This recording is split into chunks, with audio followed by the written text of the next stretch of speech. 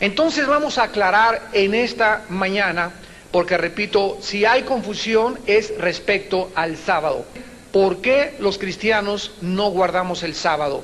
¿Y qué debemos de contestarles a las personas que nos están imponiendo de que los cristianos necesitamos guardar el sábado?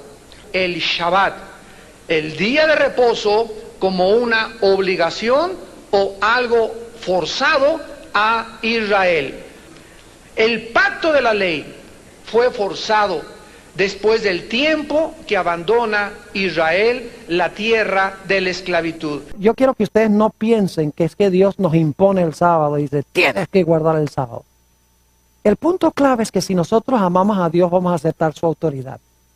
Y vamos a hacer lo que Él dice. Si Dios dice sábado, vamos a guardar el sábado.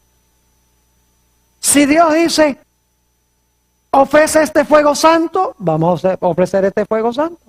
Si Dios dice, devuelve el diezmo que es santo, voy a devolver el diezmo que es santo. No porque estoy obligado, o porque le tengo miedo, o porque me va a castigar si no lo hago, sino sencillamente porque amo a Dios, y cuando le amo, estoy dispuesto de aceptar su autoridad y hacer lo que Él diga. Es decir, obedecer a Dios en los últimos días es cuestión de amor. Sencillamente reconocerlo como nuestro Padre y hacer lo que Él dice, aunque se desplomen los cielos. Muy bien, nosotros vamos pues ahora a Éxodo capítulo 16, donde Dios por primera vez le dice a Israel, más en el sexto día, que es la víspera del día séptimo, prepararán para guardar el doble de lo que suelen recoger cada día. Hasta este momento los judíos no sabían nada del séptimo día. La única orden fue el sexto día, el viernes para nosotros, preparen toda la comida, porque al otro día, el séptimo día, no van a recoger absolutamente ningún maná.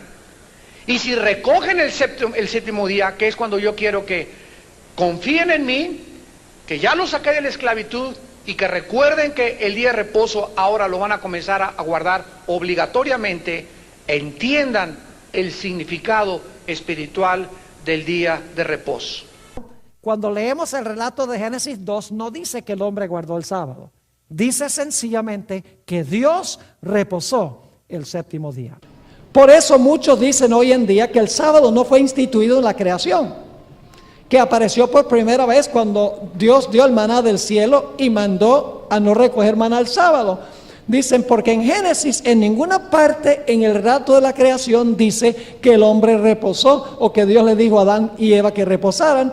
Sencillamente dice que Dios fue el que reposó el séptimo día. Así que dicen que el sábado no es una institución que se estableció en la creación. Es decir, el clímax de la creación nos dice que Dios fue el que hizo la obra durante los 6 días. El hombre no hizo absolutamente nada. Dios fue el que creó y Dios fue el que reposó. Es decir, esta primera semana es la semana de Dios, no es la semana del hombre, porque Dios trabaja 6 y Dios reposa el séptimo. Dios cesó, no está describiendo cómo reposó el séptimo día.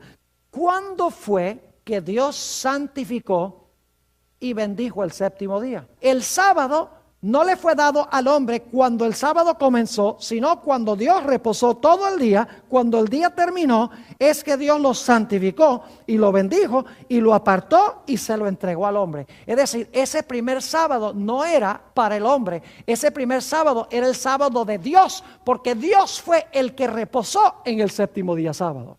Es decir, la primera semana de este mundo en realidad es la semana de Dios, porque Dios trabaja 6 y es Dios el que reposa el séptimo. Después que Dios hace la primera semana, entonces es que le entrega la semana al hombre, y entonces el hombre debe trabajar 6 y debe entonces también reposar el séptimo. Por eso es que Jesús dice, el sábado fue hecho ¿para quién? El sábado fue hecho para el hombre. Y claro, los primeros 6 días también. ¿Estaban entonces presentes Adán y Eva cuando Dios reposó el séptimo día? Claro que sí. Porque si fueron creados el sexto día y Dios reposó el séptimo día, ellos estaban presentes e indudablemente vieron cómo fue que Dios reposó el séptimo día. Adán y Eva no pueden haber guardado ese primer sábado como santo. Te voy a explicar por qué razón. En primer lugar, el cuarto mandamiento dice: 6 días trabajarás y harás toda tu obra, mas el séptimo día es sábado de Jehová tu Dios. Adán y Eva no habían trabajado 6 y por lo tanto no podían guardar el séptimo. Es decir, el cuarto mandamiento de trabajar 6 y reposar el séptimo se empieza a aplicar a partir de no el primer sábado, sino el segundo sábado de la historia de este mundo. Ese primer sábado el hombre no podría haber guardado el cuarto mandamiento porque no había trabajado 6. El mandamiento dice: trabaja 6 y reposa el séptimo. El sábado no era santo sino hasta que el día terminó. Claramente la Biblia dice que cuando el día terminó es que el sábado llegó a ser santo. Y les explico, saben que Dios hace algo santo por su presencia en eso. Así que cuando terminó el último segundo del sábado y Dios había reposado en cada segundo del sábado, Él podía decir: ahora estoy presente en todo el sábado porque reposé cada segundo del sábado. Alguno dirá: bueno, ese asunto de que Dios santificó el sábado cuando el día terminó es muy interesante, pero no está en la Biblia. Bueno, prepárense para una sorpresa. Si está en la Biblia, lo voy a demostrar. Éxodo, el capítulo 20 y el versículo 11. Dios dice: trabaja 6 y reposa el séptimo, y luego va a decir por qué. Porque en 6 días hizo Jehová los cielos y la tierra, el mar y todas las cosas que en ellos hay, y reposó en el séptimo día. Por tanto, Jehová bendijo el día de reposo y lo santificó.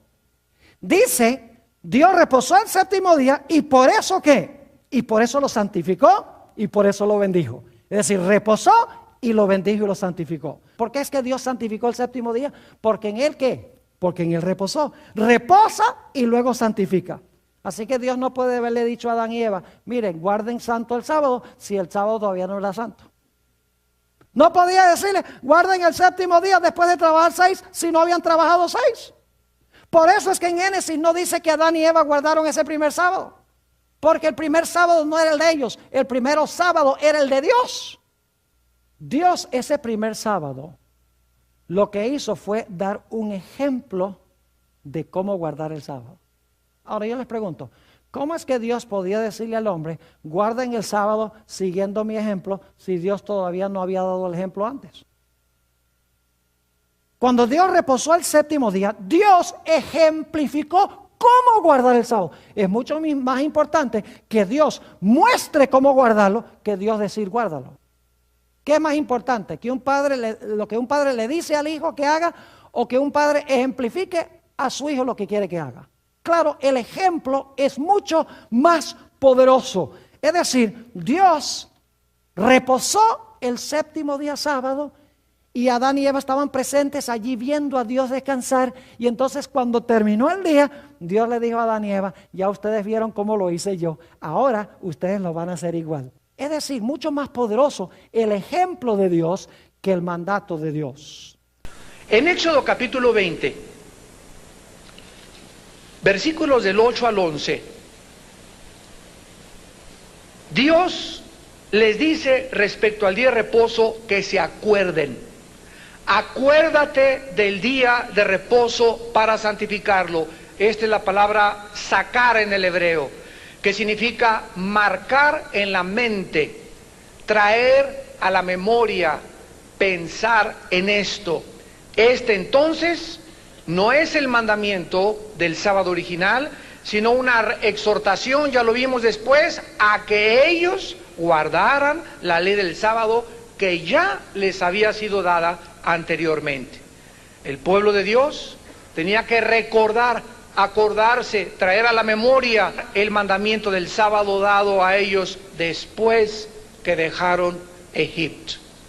Dios les ordena a Israel tener el séptimo día de la semana, finalmente el día de reposo, cuando cesaran de trabajar y estuvieran un día de descanso. Dios establece el día de reposo a su pueblo para que recordaran un día a la semana. ¿Qué día fueron creados Adán y Eva? ¿Qué día de la semana fueron creados? Sexto día. ¿Estaban allí el séptimo día? ¿Estaban vivos el séptimo día? ¿Tenían comunión con Dios? ¿Vieron a Dios guardar el sábado? ¿Sí? ¿Creen que vieron a Dios deleitarse y saborearse el sábado? Ajá. Sí, todos los seres celestiales, Adán y Eva estaban allí. Y yo creo que Dios les dio el tour. Adán y Eva, mire, vamos a tomar el tour ahora. Y los lleva a través del huerto, les muestra los árboles, las aves, los animales, ninguno de ellos feroces. Y Dios le dice a Adán y Eva, ¿cómo les parece? Ah, Señor, muy largo el cuello de la jirafa, muy grande las orejas del elefante. Yo no creo que hayan dicho eso. ¡Wow! ¡Qué bárbaro! ¡Qué belleza! ¿De dónde vino todo esto? Yo lo hice. ¿Y para qué? Para ustedes. Para nosotros. ¿Usted es nuestro creador? Sí. ¿Y saben algo? Ustedes podrían olvidar que yo soy el creador. Así que les voy a dar un memorial para que nunca olviden. Por eso el cuarto mandamiento empieza: acuérdate del día sábado para santificarlo. Dios dio el sábado para que la gente recordara a través de toda la historia quién es el creador. Y para que en reverencia el hombre adorara al creador, el gran creador del mundo y de los seres humanos. Y vamos ahora a Éxodo 31 y vemos a quienes le fue dado el sábado o el Shabbat. Tú hablarás a los hijos de Israel diciendo: en verdad, vosotros guardaréis mis días de reposo. Vosotros guardaréis mis días de reposo, porque es señal, subráyalo en tu Biblia, es señal entre mí y ustedes por vuestras generaciones, para que sepáis que yo soy Jehová que os santifico. Versículos 16 y 17. Guardarán pues el día de reposo los hijos de Israel, celebrándolo por sus generaciones, por pacto perpetuo. Señales para mí entre mí y los hijos de Israel para siempre, porque en 6 días hizo Jehová los cielos y la tierra, y en el séptimo día se reposó. Entonces Dios aquí les da el día de reposo en Sinaí. ¿A quién se los dio? A Israel. Porque fue algo entre Israel y Dios, como una señal de que ellos eran su pueblo. El Shabbat era para ellos, para la nación, para el pueblo de Dios.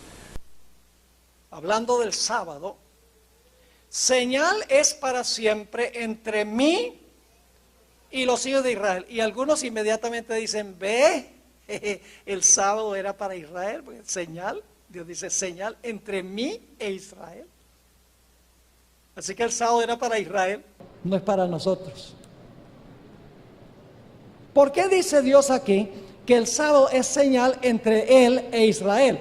Muy sencillo. La razón por la cual dice que el sábado era señal entre Dios e Israel es porque en esa época el pueblo de Dios era Israel. Éxodo 31, 17.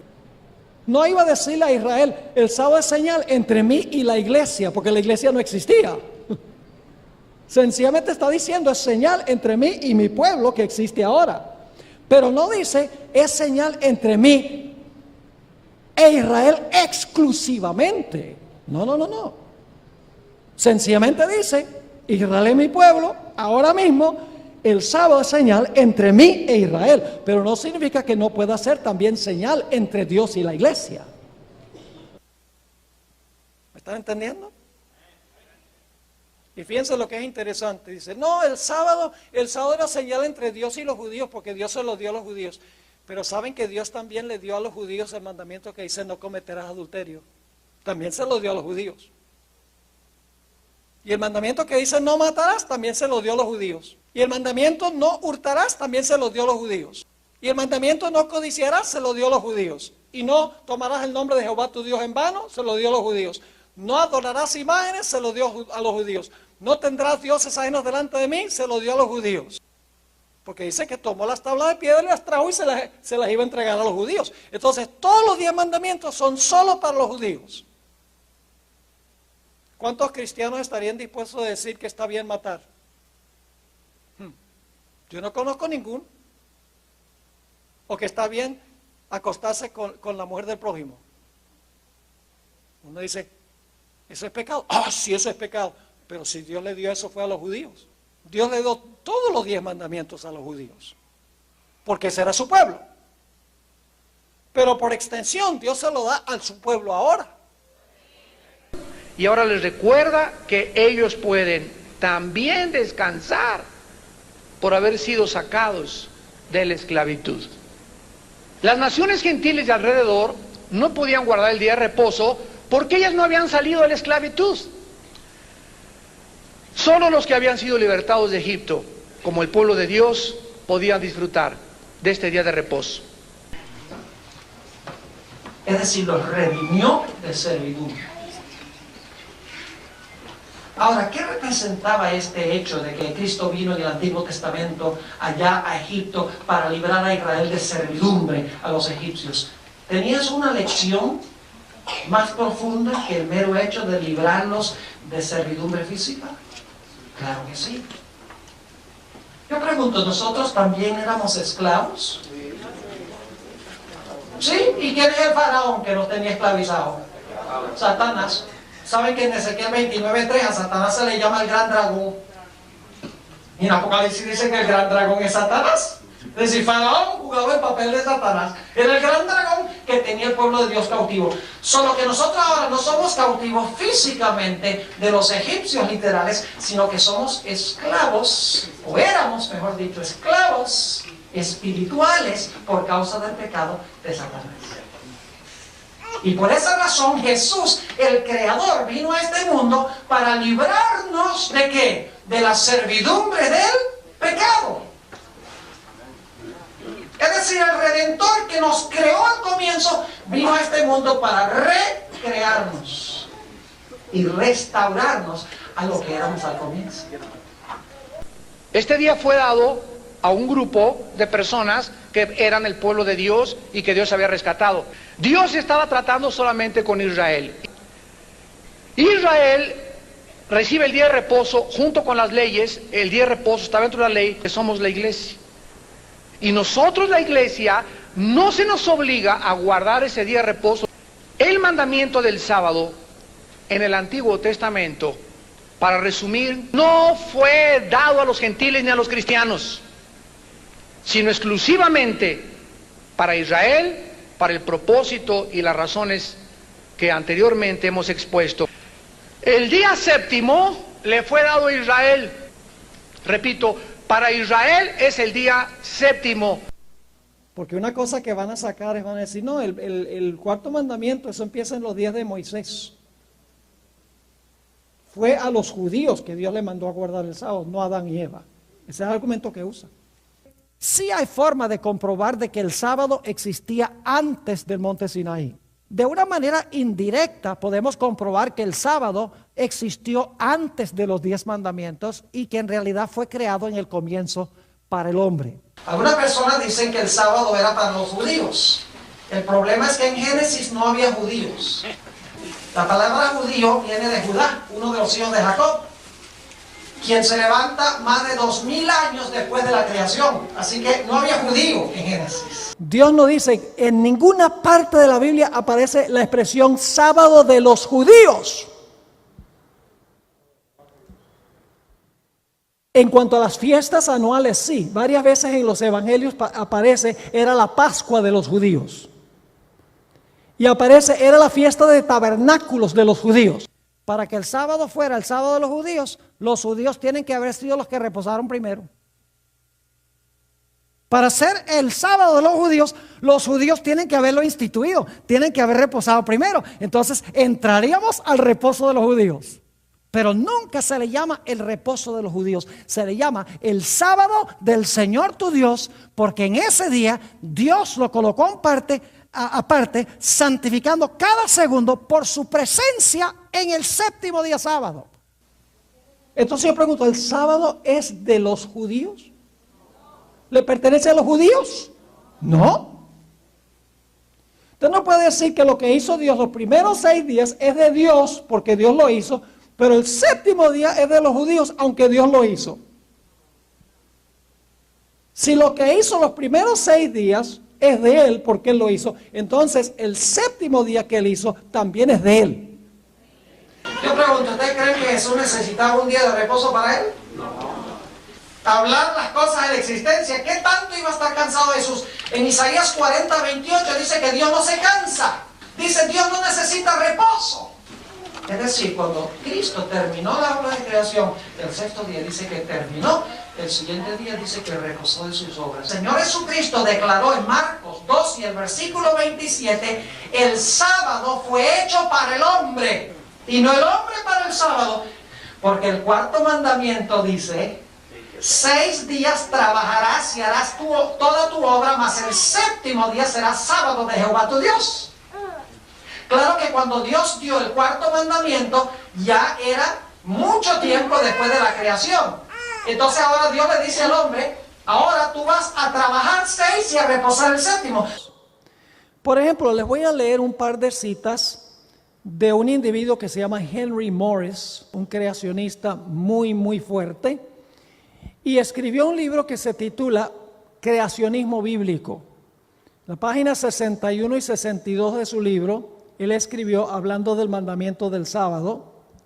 Este mandamiento no dio origen a la observancia del día sábado, pues su observancia ya se había practicado desde la misma semana de la creación, cuando Dios bendijo el 7º día y lo santificó, porque había reposado de toda la obra que había creado y hecho. Está diciendo, el sábado vuelve al mismo momento de la creación.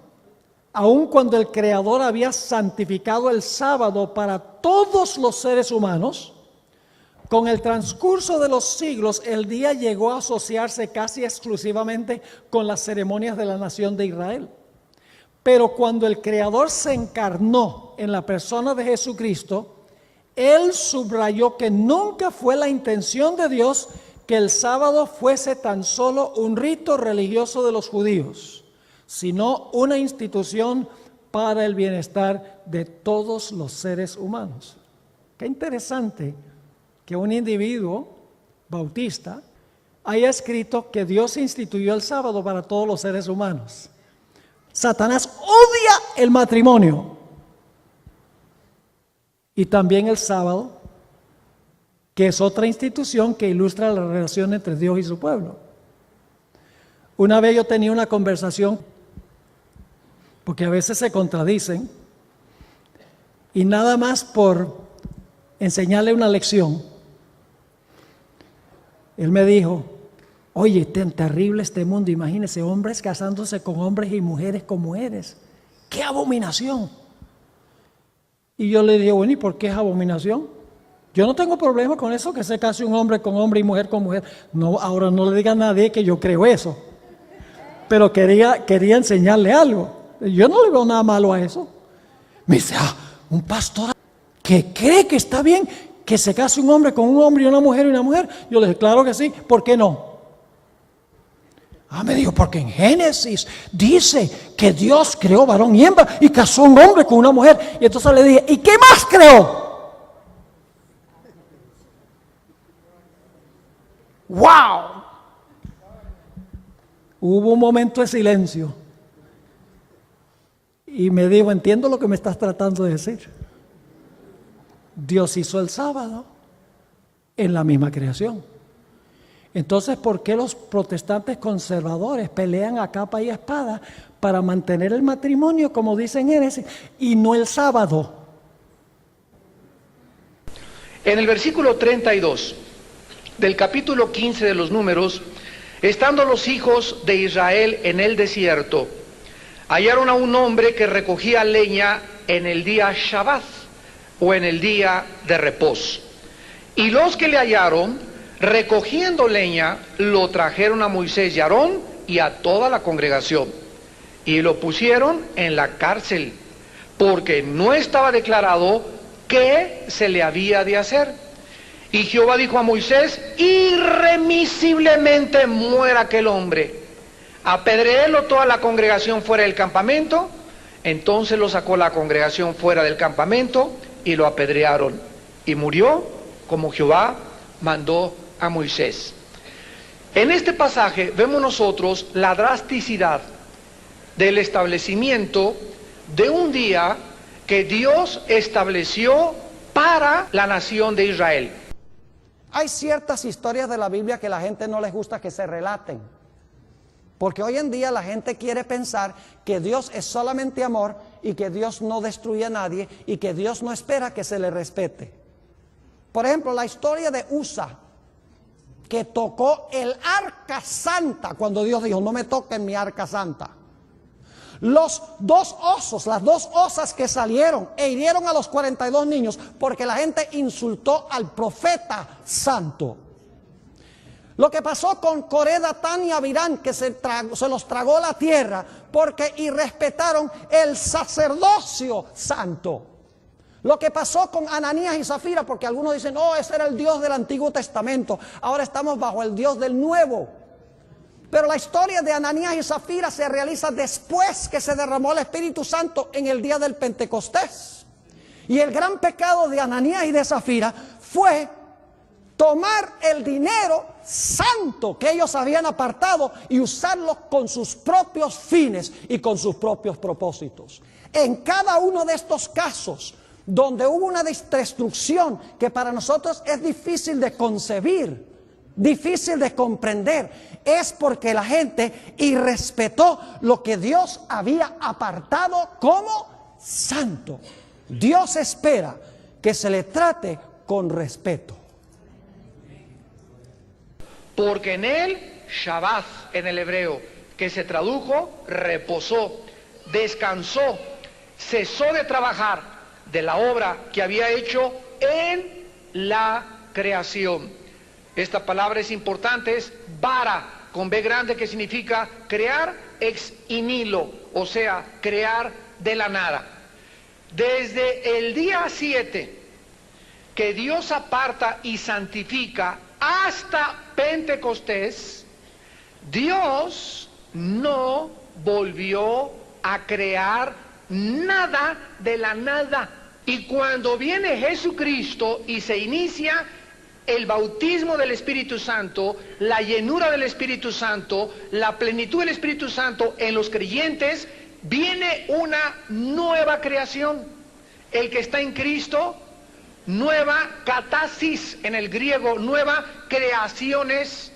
Dios no creó nada antes de que hubiera el nuevo nacimiento.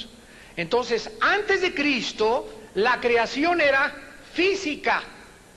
Después de Cristo, la segunda creación de la Biblia es la creación espiritual. Y ahora estamos muertos y resucitados bajo otra creación. La última generación de judíos crucifica a Jesucristo en la cruz. Y Dios con Cristo inaugura una nueva creación, y todo comienza con una nueva creación. Y ahora Dios inaugura un nuevo pueblo de todas las naciones. Ya no es Israel, ya son los italianos, son los ingleses, son de todos. La nueva creación somos nosotros, los nuevos discípulos, bajo la nueva creación.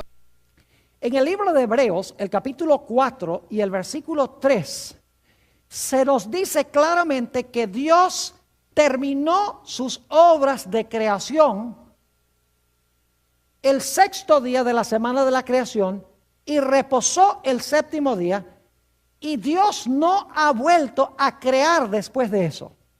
Es decir, que el reposo de Dios aún continúa hoy. El séptimo día no ha terminado para Dios. El reposo de Dios en el séptimo día nunca ha concluido, nunca ha terminado, porque Dios aún sigue reposando de su obra de creación. Aunque Dios ha cesado su obra de crear, ¿Captaron eso? Aunque Dios ha cesado su obra de ¿qué? De crear, es decir, Dios no ha creado más, es decir, Dios todavía está ¿qué? Dios todavía está descansando. El séptimo día para Dios no ha terminado porque no ha vuelto a crear. Ahora, no significa por eso que el séptimo día no termina para nosotros. Vamos a ver en un momento. Aunque Dios ha cesado su obra de crear, está siempre activo, sustentando y usando para su servicio las cosas que ha creado. Es decir, Dios no ha vuelto a crear, pero Dios sí sustenta lo que ha creado. Dios ha terminado su obra creativa, pero aún dispensa su energía para sustentar los objetos de su creación. Pues fueron acabadas las obras desde el principio del mundo, Hebreos 4:3. Pero su energía sigue ejerciendo su influencia para sustentar las obras de su creación. Es decir, Dios no ha vuelto a crear en este mundo nada, pero sí sustenta lo que Él ha creado. Ahora algunas personas sacan ese versículo de Juan 5:17, a donde Jesús dice, mi Padre hasta ahora obro y yo obro. Y dicen, ve que Dios sí está obrando. Pero si ustedes miran el contexto de Juan 5:17, van a encontrar que Jesús no está diciendo que su Padre está haciendo obras de creación y Él está haciendo obras de creación, sino que en realidad estas son obras de redención y de restauración. Porque en los primeros versículos de Juan el capítulo 5, Jesús ha sanado las piernas de un paralítico. No ha creado un paralítico, sino que le ha sanado las piernas. Es decir, está sustentando, está regenerando, pero no es una nueva creación. Es decir, que para Dios el séptimo día no ha concluido porque Dios todavía está reposando. Es decir, cuando terminó el séptimo día, Dios echó un paso atrás y se metió otra vez a la eternidad. Y como no ha creado más, está reposando en la eternidad. Porque yo no necesito una semana, porque yo habito en la eternidad. Desde el Génesis 2:2, cuando terminó la creación, 2513 años después, Dios le dio la ley a Israel en el monte Sinaí. Vuelvo a repetir, desde el último día de la creación hasta el Génesis, hasta el día en que Dios le entrega la ley a Israel, pasaron 2513 años en la que Dios a nadie obligó a guardar el séptimo día. Dios colocó a Adán y Eva en el huerto del Edén. Y Dios les impartió un mandato y mandó Jehová Dios al hombre diciendo, de todo árbol del huerto podrás comer, mas del árbol de la ciencia del bien y del mal no comerás, porque el día que de él comieres, ciertamente morirás. Podríamos decir que este mandato fue el primer mandato moral que Dios dio al hombre. Porque en realidad en este mandato único se encontraban encerrados todos los 10 mandamientos. Permítanme darles algunas ilustraciones sobre cómo los mandamientos se hallan resumidos en este único mandato. Por ejemplo, cuando Eva comió del fruto, ¿quería hacerse Dios? Claro que sí, porque el diablo le dijo, seréis como ¿qué? Seréis como Dios. ¿Quebrantó el mandamiento que dice, no tendrás dioses ajenos delante de mí? ¿Cómo no? ¿Eva robó? Claro que sí, porque ¿de quién era el fruto? Dios dijo, este fruto no es para ustedes, este fruto es mío. Cuando Eva comió, ¿qué hizo? Robó. También habló falso testimonio, porque le atribuyó a Dios palabras que no había hablado. Dice, Dios no dijo que ni siquiera lo toquemos. Dios había dicho que no comieran. Ella exageró las palabras de Dios, le atribuyó a Dios palabras que él no habló. También quebrantó el mandamiento, no cometerás adulterio. Dice, ¿cómo así? En realidad, en la Biblia, el matrimonio simboliza la relación entre Dios y su pueblo. Y cuando Eva escuchó al diablo, escogió al diablo como su agente del pacto en vez de estar enamorado y enamorada de Dios. Podríamos seguir a través de todos los 10 mandamientos. Por ejemplo, el 4º mandamiento dice que debemos honrar al Creador. En realidad Eva quiso tomar el lugar del Creador. Así que quebrantó en principio el mandamiento del sábado. Deshonró a su Padre Celestial, que es el quinto mandamiento de la ley de Dios. Codició el 10º mandamiento, codició el fruto, dice la Biblia. Es decir, todos los 10 mandamientos se encontraban encerrados en ese único mandamiento de no comer del árbol de la ciencia del bien y del mal. Así que quiero que noten que la ley moral de Dios existió antes del pecado, porque Dios dio este mandato antes de que Adán y Eva pecaran. Adán y Eva quebrantaron la ley de Dios. Todos los 10 mandamientos están encerrados en ese mandato. No coman del árbol. Si comen, van a quebrantar los mandamientos míos. Y en ese mandato estaban los principios de todos los 10 mandamientos. Antes del monte Sinaí. Por ejemplo, en Génesis 26:5 dice que Abraham guardó los mandamientos y las leyes de Dios. Esto fue 400 años antes que Dios diera la ley en el monte Sinaí. El pacto de la ley fue forzado después del tiempo que abandona Israel la tierra de la esclavitud. Guardar legalmente los 10 mandamientos en forma externa no es guardar los mandamientos de Dios. Vamos a encontrar que cuando Apocalipsis dice que guardan los mandamientos de Dios, significa que guardan los mandamientos no porque tienen que hacerlo, sino porque les sale del corazón.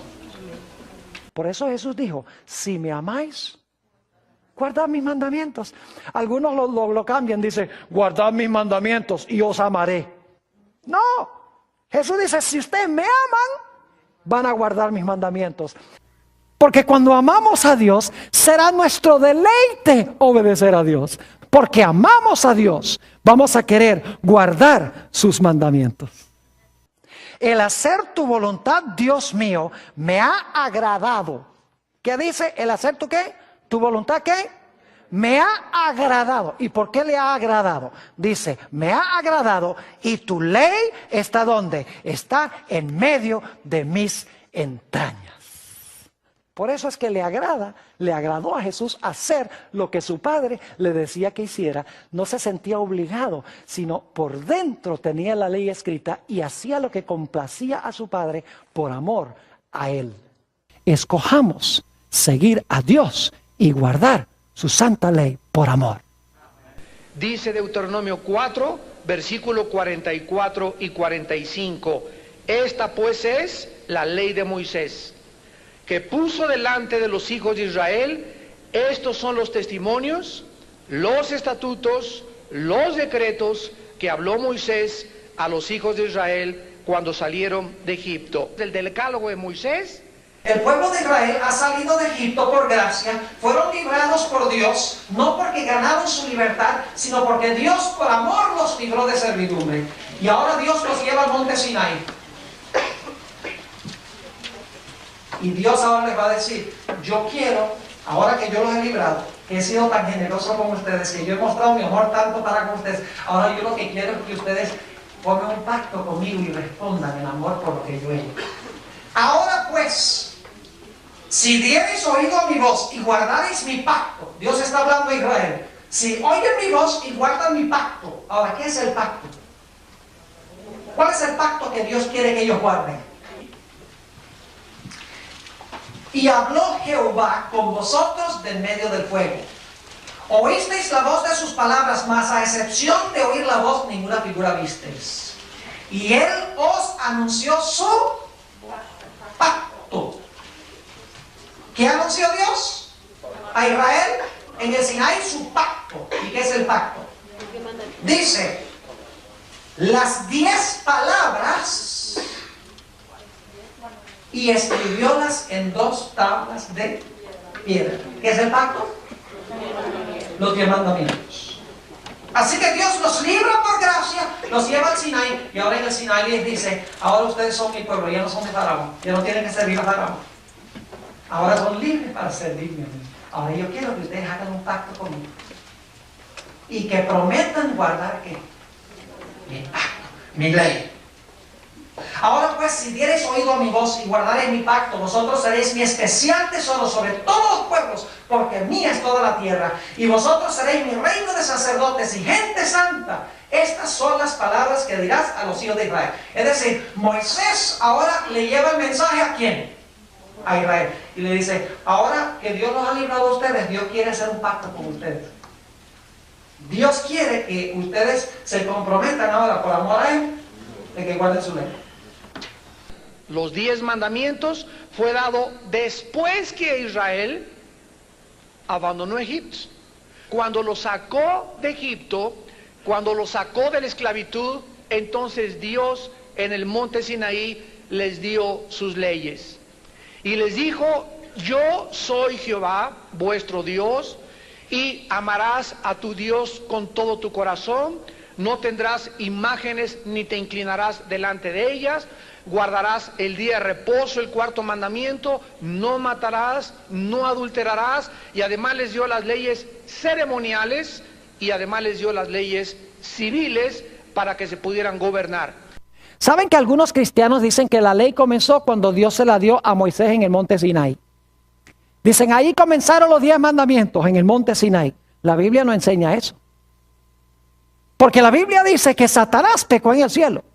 Ahora vamos a notar qué es el pecado. Dice, todo aquel que comete pecado infringe también la ley. ¿Sabe lo que significa infringe, verdad? Desobedece, quebranta, transgrede. Pues el pecado es ¿qué cosa? Infracción de la ley. Yo pregunto, si Satanás pecó en el cielo, ¿infringió la ley? Claro, porque ¿cómo podía pecar si no había ley? Si el pecado es quebrantar la ley y él pecó, tiene que haber existido una ley que quebrantar.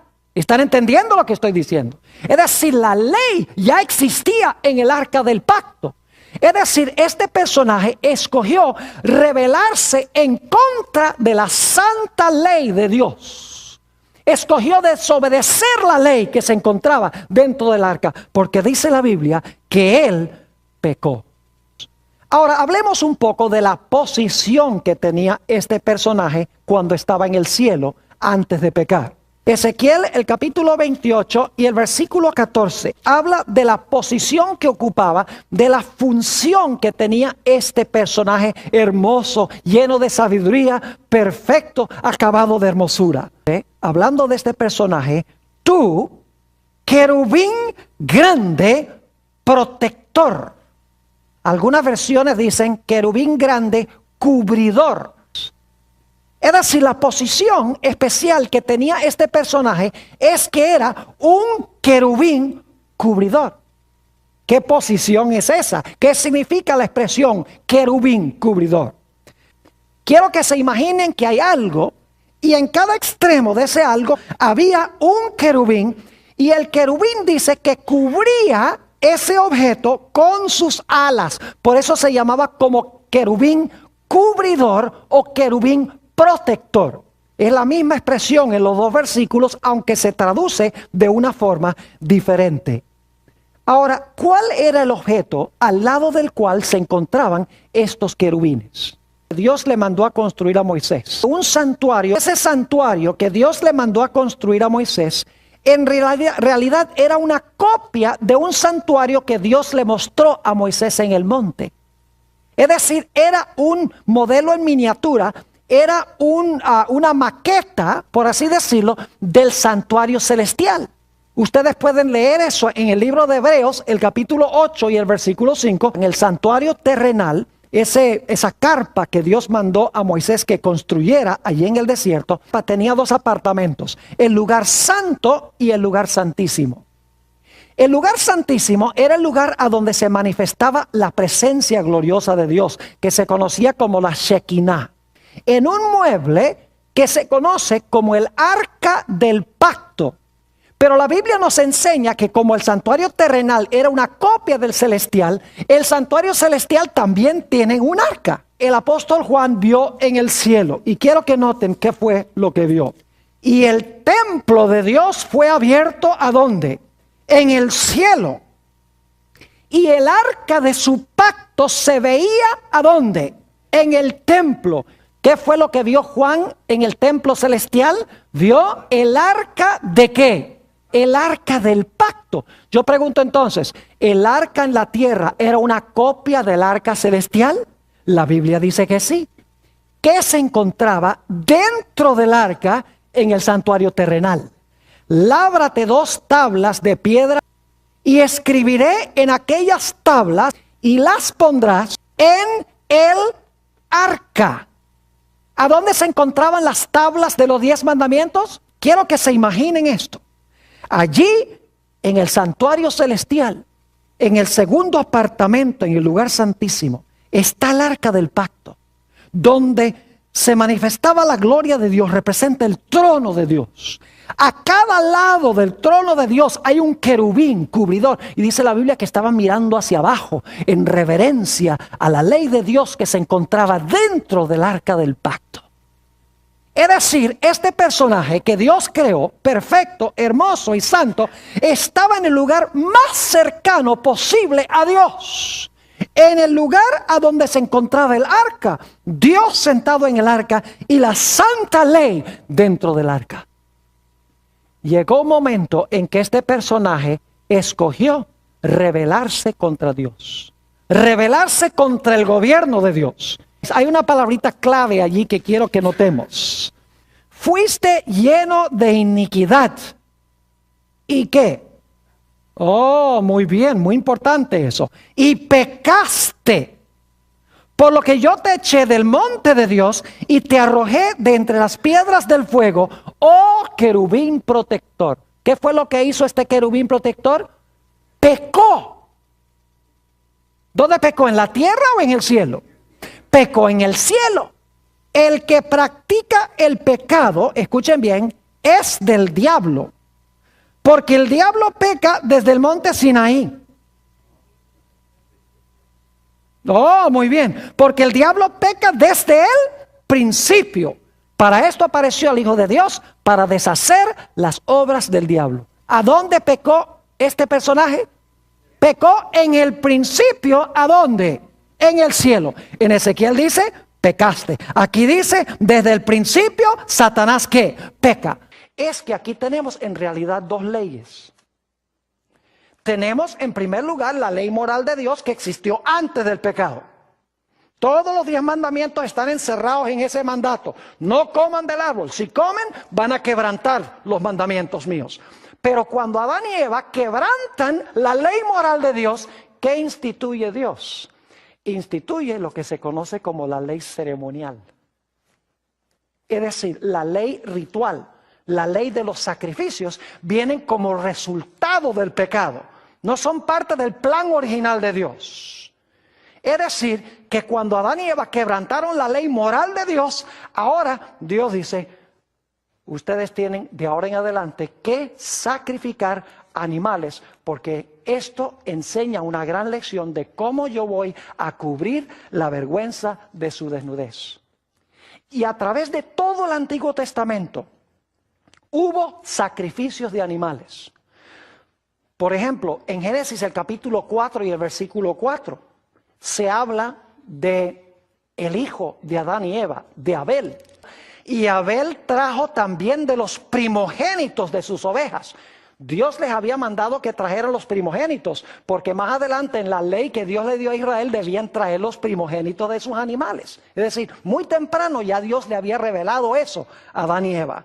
Dice, y Abel trajo también de los primogénitos de sus ovejas y de lo más gordo de ellas. En realidad significa que ofreció su grasa. Para ofrecer la grasa, para quemar la grasa en el altar, como se hacía en la ley ritual, era necesario, ¿qué cosa? Matar al animal para sacarle la grasa. Y dice, y miró Jehová con agrado a Abel y a su ofrenda. Es decir, que Abel, igual que en Génesis 3:21, sacrificó un ¿qué? Sacrificó un animal, derramó la sangre del animal, el primogénito. Porque iba a haber un primogénito más adelante que iba también a ofrecer su vida. Tenemos la experiencia de Job. ¿Saben ustedes que Job vivió aún antes que Abraham? Es decir, que Job vivió antes que Abraham. Y fíjense que en los tiempos de Job ya se sabía que los sacrificios eran sacrificios por el pecado. por haber desobedecido la ley de Dios. Y se levantaba de mañana, y ahora escuchen bien, y ofrecía holocaustos conforme al número de todos ellos, porque decía Job. Ahora, ¿por qué ofrecía los holocaustos? Dice, porque decía Job, quizá habrán pecado mis hijos y habrán blasfemado contra Dios en sus corazones. De esta manera hacía todos los días. ¿Sabía Job que era necesario ofrecer holocaustos por el pecado? Claro que sí. ¿Y el pecado qué es? Transgresión de la ley. Ahora, quiero que noten, y solamente voy a mencionar las referencias, que a través de todo el Antiguo Testamento, los grandes héroes de Dios están haciendo sacrificios, están sacrificando animales, hacia lo cual apuntaba ese primer sacrificio de Génesis 3:21. Por ejemplo, en varios textos, en Génesis 12, 7 y 8, en Génesis 13:4, 13:18, 22:9, dice que Abraham levantaba un altar a Jehová para ofrecer sacrificios. En Génesis 26:25 dice que Isaac levantó un altar para ofrecer sacrificios. Encontramos que en Génesis 33:20 y Génesis 35:7 Jacob levantó altares para ofrecer sacrificios. Encontramos en Éxodo el capítulo 12 el ofrecimiento del Cordero Pascual.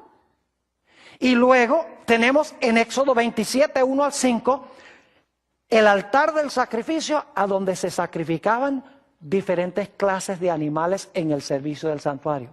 ¿Por qué se ofrecían esos sacrificios, mis queridos amigos? Sencillamente porque el hombre había ¿qué? El hombre había pecado. Ahora, ¿están entendiendo entonces que hay dos leyes? ¿Está claro que hay dos leyes? La primera ley es la ley ¿qué? Moral. Existe antes del pecado. Porque Dios les dijo a Adán y Eva que no comieran del árbol antes, lógicamente, de que comieran del árbol. Y en ese mandato estaban los principios de todos los 10 mandamientos. Cuando pecaron, ¿qué tuvieron que hacer? Sacrificar el animal. Empezó la otra ley, la ley ritual, la ley de los sacrificios.